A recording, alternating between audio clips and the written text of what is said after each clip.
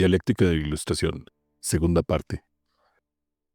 Hemos visto un poco del contexto del surgimiento de la dialéctica de la Ilustración. Es hora de ver un poco del contenido de la obra. Como se ha mencionado, este texto presenta un panorama pesimista de la situación de la cultura occidental, sumida en una profunda crisis no solo material sino espiritual debido al hecho mismo de la transformación de la Ilustración de un programa con un contenido tendiente al bienestar social y colectivo para dar paso a una cultura opresiva. Los horrores de la Segunda Guerra Mundial, en específico los campos de exterminio, mostraban a los ojos de los filósofos de la Escuela de Frankfurt una conducta irracional sin precedentes por parte de la humanidad misma. ¿Fue acaso que la humanidad repentinamente giró en conjunto hacia la locura? Todo lo contrario, responde la dialéctica de la Ilustración.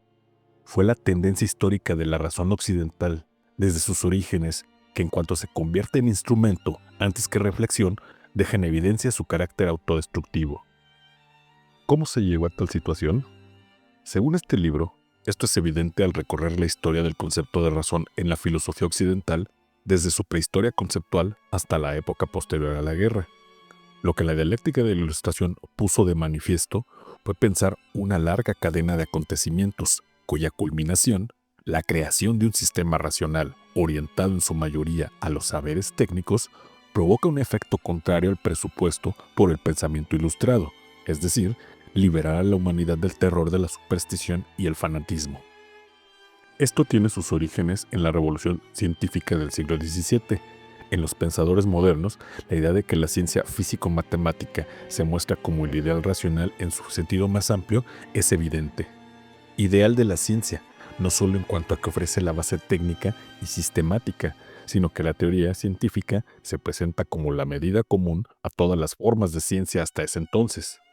Sin embargo, como se ha mencionado, el programa de ilustración del siglo XVIII, al considerar que el desarrollo de la ciencia racional pretendía el saber por el saber en sí mismo y el beneficio social, cambió en el siglo XIX en las sociedades occidentales, producto de la lógica individualista del capitalismo industrial que hace uso de la ciencia.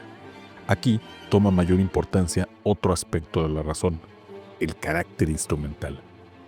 La ciencia que se hizo presente en el siglo XX es un saber técnico, aprovechable y eficaz, un saber de corte instrumental.